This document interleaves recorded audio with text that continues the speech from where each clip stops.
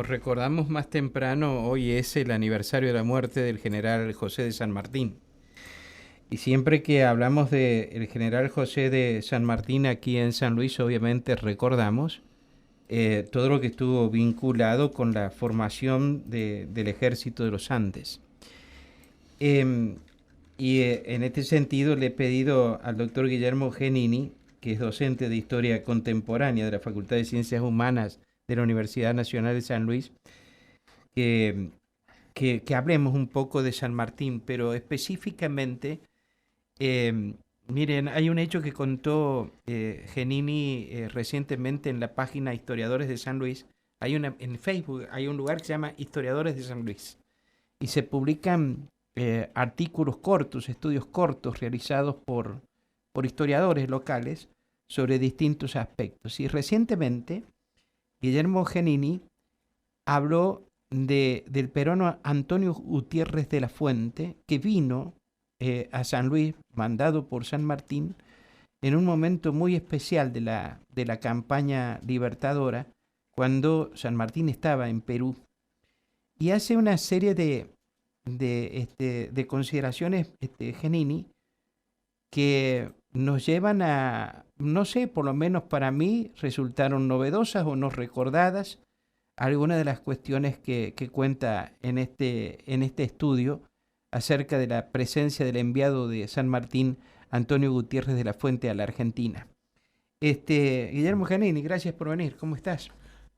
Un placer, Mario, estar acá compartiendo en Radio Universidad con ustedes y con la audiencia. Qué linda historia esta, la de Antonio Gutiérrez de la Fuente digamos, la misión que debió cumplir en Chile, Argentina, en 1821-1822. Exactamente. Hay que tener en cuenta que esta pequeña producción sobre la historia de San Luis surge de un interés que es el trabajo de las fuentes históricas, es decir, buscando información para un proyecto de investigación que dirige el doctor Fabián Arari acá en la universidad. Estamos abordando la temática de San Luis en el Bicentenario, es decir, 1820, 1821, 1822. Es decir, vamos a ver el Bicentenario que ocurrió en San Luis hace 200 años atrás. Y encontramos una fuente muy interesante, no vinculada a San Martín ni a San Luis, sino a Martín Miguel de Güemes, donde cuenta el viaje de un peruano, Antonio Gutiérrez de la Fuente, al Río de la Plata, como enviado de San Martín. Y para nuestra sorpresa, mencionaba en su diario, un diario muy interesante, muy detallado, que cuenta qué es lo que hacía día por día, e incluso hora por hora, su presencia acá en San Luis. Así que bueno, utilizando este medio que nos ofrece las redes sociales, en este caso Facebook, en nuestra página de Historia de San Luis, decidimos publicar este documento, este diario, para que se viera de qué manera las impresiones sobre San Luis hace 200 años nos pueden traer un poco de cómo era la vida cotidiana y los personajes a tantos años, y en un documento que, rastreando a otros historiadores, comprobamos que era desconocido para nuestra provincia. Uh-huh. eh, Dices una cosa ahí que a mí me dejó pensando, que hablas que a raíz de las autonomías provinciales, la campaña de San Martín y todo el apoyo aquí, por ejemplo, en Cuyo, que había tenido San Martín, es como que empezó a olvidarse. ¿Es así o interpreto mal? Hay que tener en cuenta algo. No, es una interpretación correcta. ¿Por qué? Porque uno tiene el fulgor de la campaña sanmartiniana, de la figura de San Martín en San Luis, muy presente, tanto en los actos públicos, en la memoria histórica y en las producciones historiográficas. Lo que nosotros tratamos de ver era qué pasó con San Martín después de que, por ejemplo, los años 1816-17, que fueron tan importantes, con la victoria en la batalla de Chacabuco, con la victoria en Maipú, con la reorganización y remonta del regimiento de graneros a caballos aquí en San Luis en 1819, ¿qué pasó con San Martín después? Y en cierta manera, la venida de este enviado nos permitió ver qué es lo que pasaba en Cuyo, y en realidad en el Río de la Plata, con los años donde ya San Martín se encontraba en el Perú. Es por ello que este año es tan importante porque nos demuestra que se descompuso el sistema de gobierno y es por ello que los gobiernos provinciales, muchos de ellos se olvidaron o rompieron el compromiso que tenían en apoyar la campaña sanmartiniana. Solamente el gobernador de Salta, Güemes, fue quien continuó con esos acuerdos, puesto que había coordinado con San Martín el envío de una expedición contra los realistas en el Alto Perú que tenía un objetivo estratégico. Mientras que San Martín tenía su foco bélico, su acción política y militar en la costa peruana, accionando sobre Lima, él quiso que, en cierta manera, la acción militar desde el Río de la Plata, especialmente de la provincia de Salta, sirviera como un frente secundario, es decir, que aliviara el esfuerzo de guerra que San Martín estaba teniendo en la costa peruana desde el interior. Es por ello que los realistas del Alto Perú y del Perú iban a tener dos frentes de combate.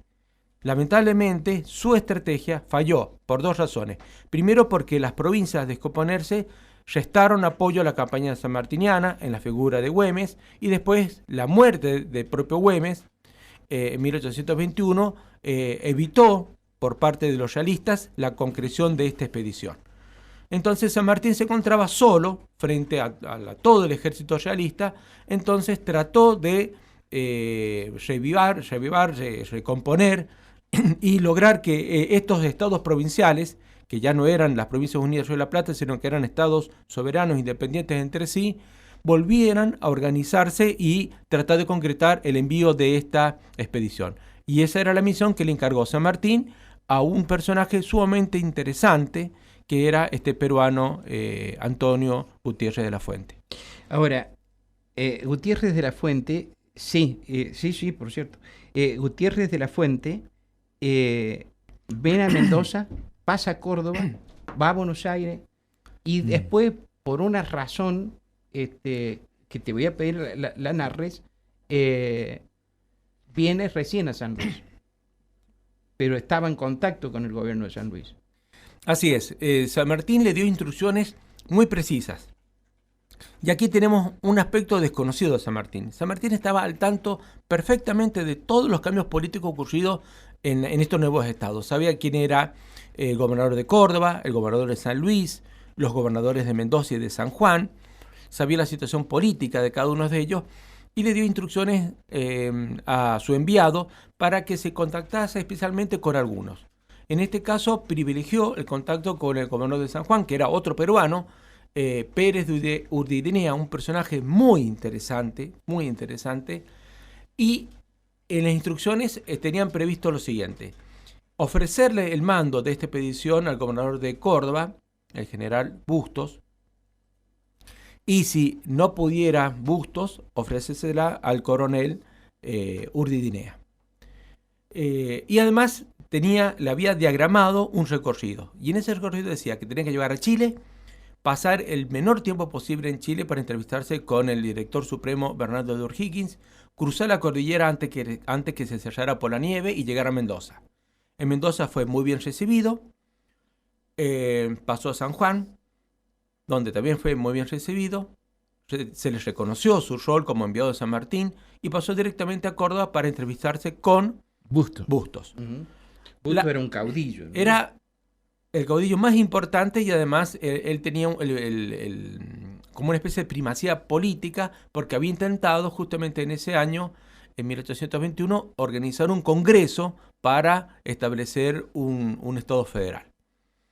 Las entrevistas fueron muy buenas y además Gutiérrez de la Fuente envió una carta al gobernador de San Luis, José Santos Ortiz, para que adhiriera a esta campaña que había propuesto San Martín. Mendoza aceptó y ofreció 100 hombres colocados en Salta, San Juan ofreció 100 hombres también y San Luis ofreció 150. Córdoba ofreció otros tantos, pero los cuatro dieron las mismas condiciones, siempre y cuando San Martín consiguiera el financiamiento. Y esa era la misión del enviado. Están los hombres, pero no está la plata para mandarlos. Exactamente, o sea, el patriotismo estaba para sumar hombres, para continuar con la campaña sanmartiniana porque estos hombres debían reunirse en Córdoba, Tucumán y marchar hacia Salta. Gutiérrez de la Fuente llega a Buenos Aires, donde supuestamente iba a conseguir los fondos, y allí ocurre un hecho bastante conocido, que por esto es bastante, digámoslo así, la figura de Gutiérrez de la Fuente es bastante conocida en la historia argentina, porque los revisionistas se encargaron de resaltar lo siguiente. Buenos Aires los recibió muy mal a Gutiérrez de la Fuente, porque era, primero, enviado de San Martín, y segundo, que sabían que lo que venía a pedir era dinero, y justamente lo que no quería Buenos Aires era colocar dinero para la continuación de la campaña sanmartiniana. ¿Por qué? Bueno, primero porque Rivadavia, que era el ministro del gobernador de Buenos Aires, Martín Rodríguez, era un enemigo, yo diría, hasta personal de San Martín, pero además los comerciantes de Buenos Aires no querían financiar una expedición que favoreciera la apertura de los puertos del Pacífico al comercio británico. Claro, era porque todo entraba por Buenos Aires. Claro, era como financiar a la competencia. Claro. Bien, el hecho es que Gutiérrez de la Fuente permaneció prácticamente un mes, no logró su objetivo, y regresó a Córdoba. Allí hizo llamar al gobernador de San Juan, Pérez de Uredinea, y acordaron conformar una expedición más pequeña.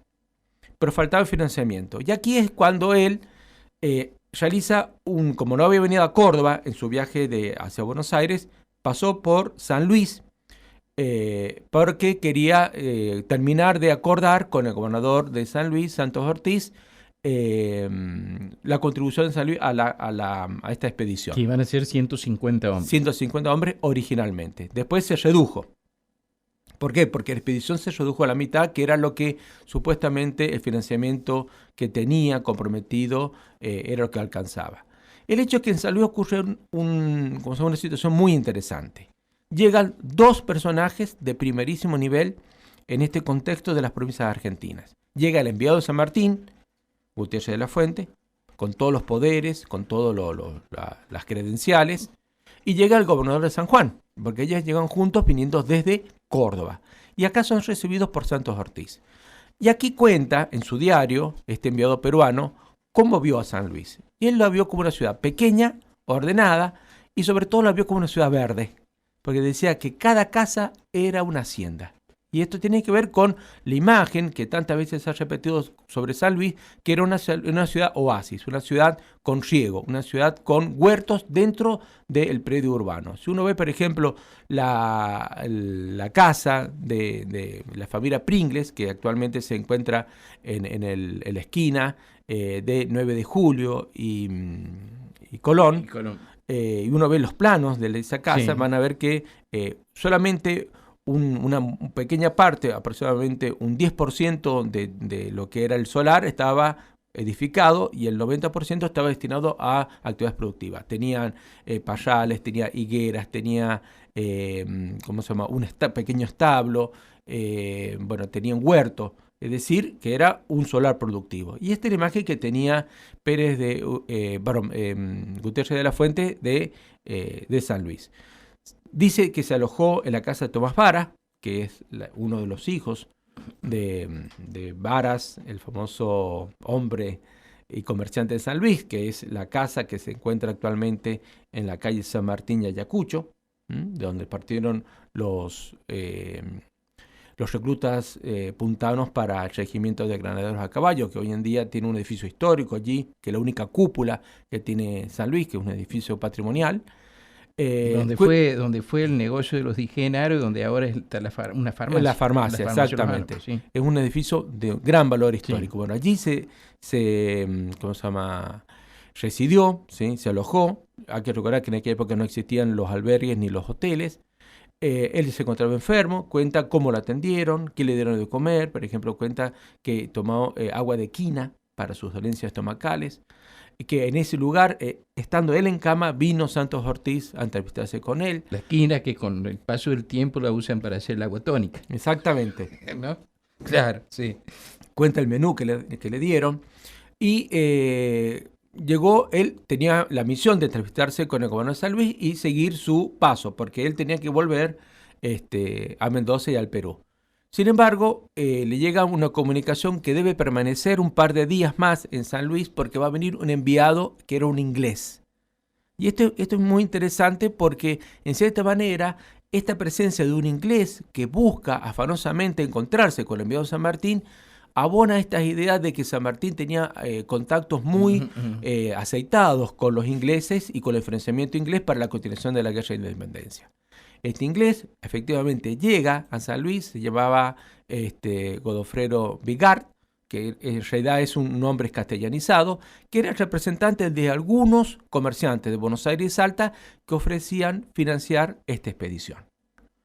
Además traía unas notas que supuestamente eran secretas, donde el gobernador de Córdoba, Bustos, con quien se había entrevistado días atrás el enviado de San Martín, le escribía a Santos Ortiz con una advertencia. La advertencia era que él le había dicho que sí al ofrecimiento, al compromiso que asumía con San Martín, pero en realidad no tenía pensado cumplirlo. Y le aconsejaba a Santos Ortiz hacer lo mismo. O sea... Perdón. Que no le cumplieran a San Martín con el envío de los hombres. Exactamente, eso es lo que decía Bustos en una carta supuestamente secreta a Santos Ortiz. Entonces allí, Gutiérrez de la Fuente se da cuenta de que Bustos no puede confiar, entonces acá en San Luis, él acuerda con Pérez de Urdinea que él va a ser quien va a dirigir las tropas en lugar de Bustos. Ortiz le revela estas cartas. No, el inglés. El inglés, exactamente. La carta secreta que traía de Bustos a Ortiz, el inglés la había abierto y se la da a Urdinea y a Gutiérrez de la Fuente. Entonces ahí se revela el doble juego que tenía el gobernador Bustos. Me estoy quedando sin tiempo, Guillermo, pero finalmente el aporte del inglés al financiamiento quedó disponible. Exactamente, quedó disponible, pero no se cumplió. ¿Por qué? Porque San Martín había acordado con Lezica, que era un hombre muy poderoso de Buenos Aires, que él iba a financiar que no fue un financiamiento del gobierno de Buenos Aires, sino de un comerciante de Buenos Aires, que era el administrador de aduana de Buenos Aires. Pero él puso el dinero de su bolsillo, o sea, de forma particular, a cambio que después se le pagara con la introducción de mercadería desde el Perú. El hecho es que finalmente esa expedición se realizó y es un hecho muy desconocido en la historia argentina. Pérez de Urdinea finalmente 2 años después está en Salta con estos hombres y ataca el Alto Perú cuando meses antes se había producido la batalla de Ayacucho, y lo interesante aquí es que este hombre es quien rinde al último virrey español de América. Pero San Martín ya no estaba. Ya no estaba. De hecho, cuando Gutiérrez de la Fuente pasa a Chile para ir a entrevistarse con San Martín, se cuenta que San Martín había renunciado al gobierno del Perú y se lo encuentra en Chile.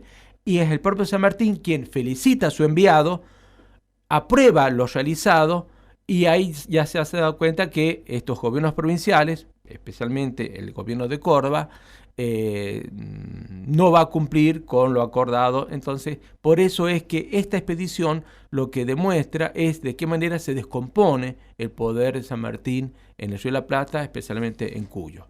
Pero efectivamente es una historia fascinante porque estamos viendo otro aspecto de San Martín, otro aspecto de San Luis, donde juega un rol central en un escenario americano que muchas veces uno pierde de vista, tratando de ver que San Martín y San Luis tienen una relación prácticamente íntima, personal, pero uno pierde de vista que se trata en realidad de una escala americana, de una escala continental. Y esos son los acontecimientos que se producen en esta ciudad. Bueno, Guillermo, muchísimas gracias. No, por favor. A mí me resultó muy interesante el artículo que leí en Historiadores Puntanos, firmado por ti, sobre este peruano Antonio Gutiérrez de la Fuente y su paso por San Luis, y sobre todo la historia esta, bueno, que nos muestra un aspecto que no se trata normalmente y que hace efectivamente al conocimiento de cómo fueron realmente las cosas, ¿no? En algún momento. No siempre fue gloria San Martín. No solamente eso, sino que es mucho más complejo, claro. Y hay muchos aspectos y facetas, claro, de esta relación que se desconocen. Pero la investigación histórica está acá justamente para aportarnos estas pequeñas delicias de la historia, bueno, de San Luis. Muchísimas gracias. No, por favor. El doctor Guillermo Genini, docente de Historia Contemporánea de la Facultad de Ciencias Humanas, estuvo esta mañana aquí en Nada Secreto en Radio Universidad.